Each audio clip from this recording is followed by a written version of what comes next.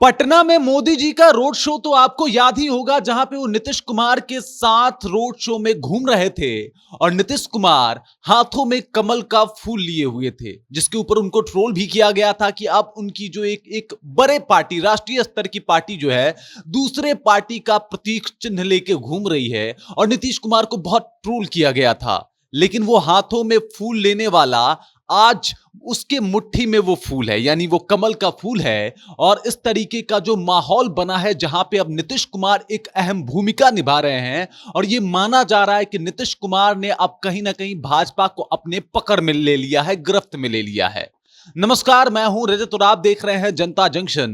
चुनाव से पहले, लोकसभा चुनाव से पहले जो स्थिति थी और जो लोग ये कयास लगा रहे थे कि नीतीश कुमार जो है अब तो खत्म है, अब जो है इनकी राजनीतिक करियर जो है वो समापन की ओर है और अब सब कुछ जो है वो कहीं ना कहीं कम और नॉर्मल होने वाला है। नीतीश का राजनीतिक तौर पे विदाई होने वाला है।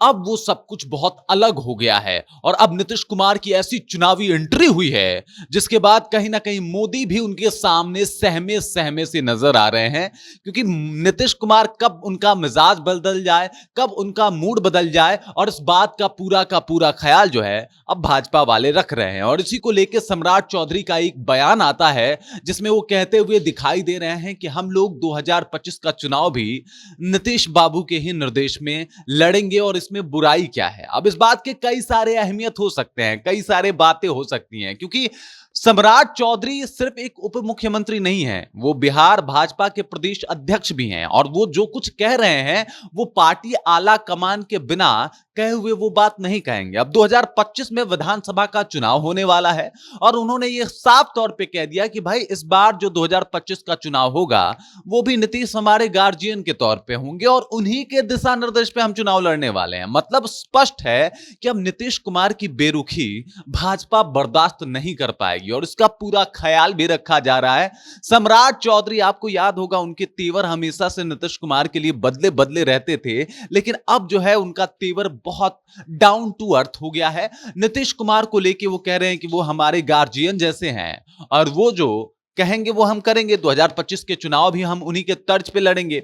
अब आपको याद होगा कि 2025 विधानसभा चुनाव से पहले लोग ये बातचीत कर रहे थे, सियासी पारा इस बात को हमेशा से स्वीकार कर रही थी कि 2025 के विधानसभा चुनाव में शायद नीतीश की विदाई हो जाए, शायद सब कुछ नॉर्मल हो जाए। लेकिन नीतीश कुमार भाई साहब कुर्सी पे जो फेविकॉल लगा के चिपकना कहा जाता है, वैसे चिपक गए हैं, वो वहां से उठने का नाम नहीं ले रहे हैं। और जब ये कयास लगाए जा रहे थे कि नीतीश कुमार की 2025 में विदाई है, उससे पहले ही उनको सीट आ जाते हैं लोकसभा में। और अब जो भी भाजपा के नेता हैं, जो भी भाजपा के वरीय नेता हैं, वो भी नीतीश कुमार की जय घोष कर रहे हैं, नीतीश कुमार के अंडर में चुनाव लड़ने की बात कर रहे हैं। इसी बात पे मैंने आपसे कहा था कि रोड शो में मोदी के वो हाथ में कमल लेने वाला शख्स, अब उसके मुट्ठी में पूरा का पूरा कमल आ गया है।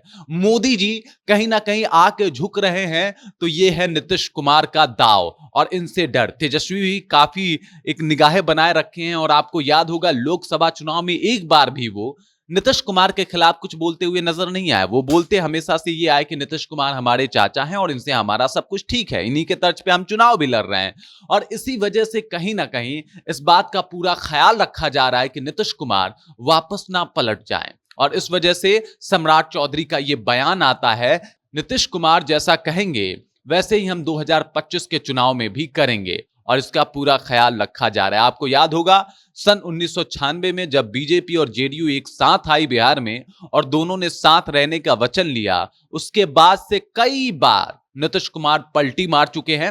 नीतीश कुमार कई बार अपने साथी राजद के साथ मिलकर सरकार बना चुके हैं और बीजेपी का साथ छोड़ चुके हैं।